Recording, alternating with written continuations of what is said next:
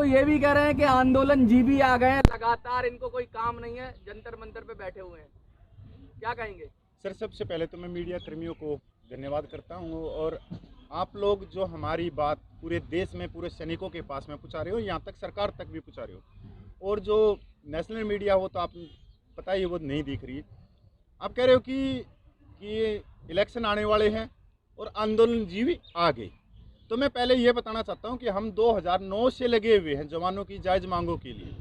2009 से सद्भावना बस, रेलवे रोक अभियान या दिल्ली के अंदर बड़ी बड़ी पानियों की टंकी पे चढ़ के हमने इच्छा मृत्यु मांगी है। तो ऐसा नहीं है कि हम आज ये आए हैं, क्योंकि अभी जो ये टेबल निकली है, ये आप देख लो, ये कब निकली है? 20 जनवरी को। तो आंदोलन कब किया जाए? 2013 में किया जाए या 2026 में किया जाए? जब टेबल ही आज निकाली है तो आंदोलन तो खुद मंगवाया है सरकार ने। लगातार ये बात उठती रहती है कि रक्षा बजट जो होता है उसका बहुत सारा हिस्सा पेंशन में चला जाता है। देश की सुरक्षा खतरे में नहीं आ जाएगी अगर सारा बजट पेंशन को ही दे दिया जाएगा, पेंशन भोगियों को ही सारा बजट चला जाएगा सेना का, तो हथियार कहाँ से खरीदेंगे साहब? रक्षा कैसे करेंगे बॉर्डर की? तो ये बड़ी मुश्किल हालात हो जाएंगे सेना के लिए। तो ये भी तो प्रश्न है, इस पे क्या कहेंगे आप?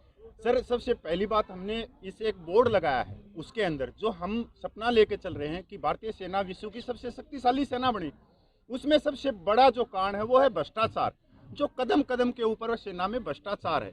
अभी आप देखो, 1.5 लाख से ऊपर तो सहायक हैं, जिनका वेतन ही 50,000 से ऊपर है। वो लड़ाकू जवानों के हाथों में जूते पुलिस पकड़ा रखी है। तो रक्षा बजट जब नहीं दिखता। दूसरी बात, अगर एक विकलांग सैनिक है जो वार इंजरी है, उसकी जो डिसेबिलिटी पेंशन है वो 18,000 रुपये, और एक अधिकारी की 2,50,000 रुपये। जब रक्षा बजट नहीं आड़े आता, जब एक अधिकारी को जो मिलिट्री सर्विस पे है वो 15,500 रुपये और एक जवान को 5200 रुपये, तब ये रक्षा बजट बीच में नहीं आता। हाँ, मानते कि 60% रक्षा बजट वेतन और भर्तों में जाता है, पर जो 97% जवान जेसीओज हैं उनके हिस्से में नहीं है।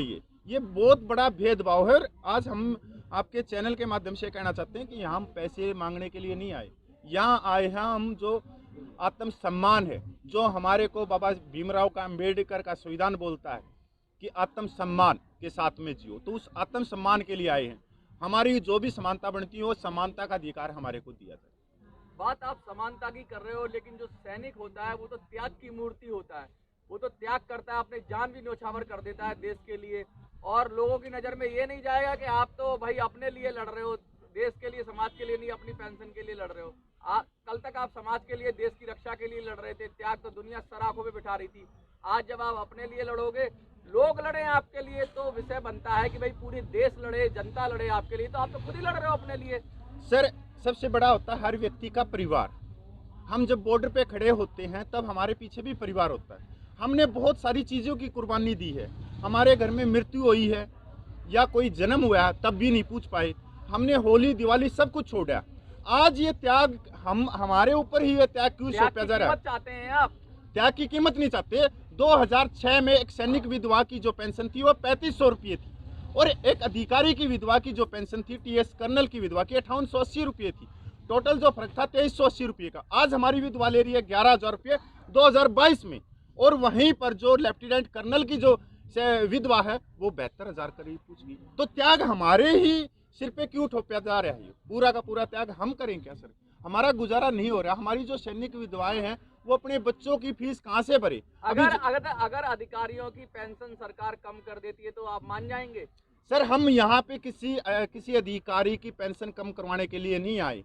हम ये कहते हैं सरकार को कि हम 97% है, पर हमारा संख्या बल दिखा के 1 रैंक ऑन पेंशन बराबर हो जाएंगे ना। अधिकारियों की भी कम कर देंगे, आपकी कम है तो आपको संतुष्टि हो जाएगी या बढ़वा? सर, हमारे लेखे जो अधिकारियों की सरकार 10 लाख करे, पर हमारी क्यों घटाई जा रही है?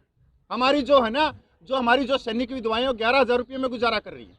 अब ये जो 1 रैंक ऑन पेंशन की टेबल मैंने आपको दिखाई, इसमें जो आप देखो, हमारे माननीय प्रधानमंत्री ने क्या कहा था फरीदाबाद में मेट्रो का उद्घाटन करते हुए कि जो हमारी सेना के छोटे छोटे रैंक के सैनिक है वो कंधे पे बंदूक रख के दुश्मनों से लोहा लेते हैं बॉर्डर पे जाके, सबको 1 रैंक ऑन पेंशन मिलेगी। आंदोलन का कुछ परिप्रेक्ष्य नहीं दिख रहा अभी, सिर्फ जंतर मंतर पे। आगे कैसे बढ़ाएंगे? ना तो कोई संकेत मिल रहा आपकी तरफ से, तो लोगों में निराशा आ रही है सर, कि ये ऐसे ही बैठे हुए हैं। नहीं, हम छुपाते नहीं कोई भी चीज़। मैं ये एक ये स्कूल चल रहा है। जब तक हम यहाँ सांकेतिक बैठे हैं, शांतिपूर्वक बैठे हैं, तो पूरे देश के अंदर डिस्ट्रिक्ट वाइज मांग पत्र जा रहे हैं, माननीय कलेक्टर को दिए जा रहे हैं, माननीय राष्ट्रपति के नाम। राजनीतिक समर्थन भी मिल रहा है क्या आपको, या फिर किसी राजनीति से क्या गैर पॉलिटिकल जो होते हैं ना, पॉलिटिकल पार्टी के अलावा भी अलग तरह की राजनीति होती है, आंदोलन वाली राजनीति, वो उस तरह से सरकार को झुकाने का प्रयास तो नहीं है? नहीं सर, हम राजनीति को हम अपने मंच पे भी नहीं आने देंगे। जैसे 20 फरवरी को एक सांसद जी सर जगह जगह घुसी हुई है, आपके संगठनों में घुसी हुई है? नहीं, हम इस संगठन पे वो सर व्यक्ति है, अंगूठा दिया तो वोट भी होगी हमारे पास में, और वोट एक अलग जगह है। राजनीतिक धर्म हमने पहले ही बोले अपने घर पे छोड़ के आओ। करेंगे, परोक्ष राजनीति करेंगे, अप्रत्यक्ष राजनीति करेंगे, वो जब तक हम यहाँ पे बैठे रहेंगे। हम जब ये कह रहे कि 15 सितंबर 2013 को रेवाड़ी के अंदर बहुत बड़ी रैली हुई थी, बहुत बड़ी रैली हुई थी, और उसमें पूर्व मुख्यमंत्री गुजरात को माननीय प्रधानमंत्री का दावेदार बनाया था, और वो रैली किसने की थी? सैनिकों ने की थी, और सैनिकों की 5 करोड़ वोट माननीय जो वर्तमान है उस सरकार के पास में है, और 140 सांसद सीट है। पर अब की बात देखो, पूरे देश के सैनिक, आप जब 140 सांसद सीटों की बात करते हो तो सीधा 1/3 से लगभग सीटें पे प्रभाव डालने की बात करते हो, तो कोई भी पॉलिटिकल पार्टी को आप बना सकते हो, बिगाड़ सकते हो, तो राजनीति तो कर ही रहे हो आप। हम तो राजनीति कर क्यों रहे हैं? हम बता रहे हैं उस सरकार को कि 140 सीटें लेके, 5 करोड़ वोट लेके, और एक वर्ग को पूरा बेनिफिट दिया गया। अभी आपके पास में बोर्ड लगे हुए हैं, एक डिसेबल्ड सोल्जर है जिसका पैर नहीं है, वो 18,000 रुपये पर मंथ ले रहा है, और दूसरा जिसका बाथरूम में फिसल के गिर गया, जिसका नाखून उतर गया, वो 2,50,000 रुपये ले रहा है। तो 2013 में हमारी ही वोटों को दिखाया गया था, वो उस समय राजनीति नहीं थी। उस समय के जो दिखाया गया कि 5 करोड़ वोट है और 140 सांसद सीट दिलाएंगे, दिलाई, पर हमारे हाथ में तो कुछ नहीं। लगातार आप लोग राजनीति का शिकार हो जाते हैं, और फिर कोई आपको पुचकार लेगा, जबान तो बोला है, फिर फंस जाओगे किसी के जाल में, कोई वादा कर देगा। सर देखो, वादा क्या है, आज भी हमने माननीय प्रधानमंत्री के ऊपर पूरा विश्वास है, क्योंकि माननीय प्रधानमंत्री जब पूर्व मुख्यमंत्री थे तो उस समय भी वो बॉर्डरों पे जाते थे, जवानों के साथ में लड्डू खाते थे, होली दिवाली बनाते थे। आज भी हम उस पर विश्वास लेके चल रहे हैं। पर हाँ, एक तस्वीर, एक आईना दिखाना बहुत जरूरी है कि हमारा जो संख्या बल है 75 सालों में, जो जवानों की भीड़ दिखाई गई, वो भीड़ दिखा के एक वर्ग का फायदा लिया गया, और साथ में राज्यपाल और सांसद की टिकट भी ले गए। क्या मोदी जी ने सिर्फ आपका इस्तेमाल किया? क्या एक भी बेनिफिट जवानों को नहीं दिया? कोई एक बेनिफिट गिना पाएंगे जो उनके पक्ष में हो? ऐसा आपके दिमाग में है कोई चीज जो मोदी जी ने फायदा किया जवानों का? सर इसके अंदर देखो सर, भेदभाव 75 सालों से पहले से था। 1 रैंक ऑन पेंशन माननीय मोदी जी ने दी, 40 साल पुरानी मांग, हम उसके लिए धन्यवाद करते हैं। उसने फर्स्ट 1 रैंक ऑन पेंशन में 42,700 करोड़ रुपया दिया, दूसरी में 23,000 करोड़ रुपया दिया। क्या माननीय प्रधानमंत्री को ये पता है कि ये छोटे रैंक वालों के लिए थी? जो कमेटी है, जो कोश्यारी कमेटी की रिपोर्ट ये बोलती है, जो कम उम्र में रिटायरमेंट आ गए जवान जैसे, उनको इसका बेनिफिट मिलना था, सैनिक विधवाओं को मिलना था, फिर म्यूचुअल वालों को मिलना था, यहाँ तक एक्स ग्रुप वालों को मिलना था। ये तो बंदरबाट होगी सर। एक तरफ आप मानते हो जो अधिकारी इसमें भ्रष्टाचार फैला रहे हैं? भ्रष्टाचार नहीं है, इसमें नहीं है। जो सरकार को जो IAS लाबी बोलते हैं, उसने काली पट्टी बांध के ये टेबल बनाई गई। नीति का भ्रष्टाचार कह रहे हैं आप? नीतियों में ही भ्रष्टाचार हो गया? नीतियों में नहीं सर, ये जो निचले हैं, जो निचली जवान जैसी हैं, उनका शोषण किया गया। क्यों? क्योंकि हमारी आवाज नहीं थी। हमारी आवाज का कोई और नेता था, मतलब हमारे ही अधिकारी। पास लीडरशिप क्यों नहीं निकल पाती? अपनी लीडरशिप निकल गई ना सर। पूरे आपने 20 फरवरी को देखा, पूरे देश के नहीं, भीड़ तो इकट्ठी हो जाती है साहब। हाँ, लीडरशिप भीड़ तो आप जवानों की भीड़ तो हमेशा रहती है, अफसरों के लिए भी हो जाते हो। उसमें से लीडर मानोगे आप? अपने में से अपने साथी कोई लीडर मानोगे? सर ये जितने भी खड़े हैं, जो मेरे बुजुर्ग खड़े हैं, सारे लीडर, और हमारा काम है नेतृत्व करवाना और करना, बहुत अलग चीज है। 75 सालों से हम दरी कुर्सी में रह गए बिछाते, आज हम खुद नेतृत्व कर रहे हैं। आप मीडिया में पहले जैसे आज हम बैठे, मैं एक सिपाही आदमी हूँ, ये सूबेदार मेजर हैं, ये कैप्टन साहब है, ये इस तरफ हवलदार है। क्या ऐसा चेहरा 75 सालों में कभी किसी ने देखा था? पूछो इनसे। नहीं देखा। हम इस बात के लिए यहाँ पे कौन बैठते थे? ऐसा नहीं देखा कि मेजर, सूबेदार और सिपाही एक साथ बैठ के। यहाँ सकाप ऊपर तक ऐसे सकाप बांध लेते और एक टाई डाल लेते, कोट डाल लेते। हम तो देसी आदमी है, गाँव से उठ के आए। अभी आप देखो पीछे, आधे ये किसान है, सैनिक भी है, किसान भी है।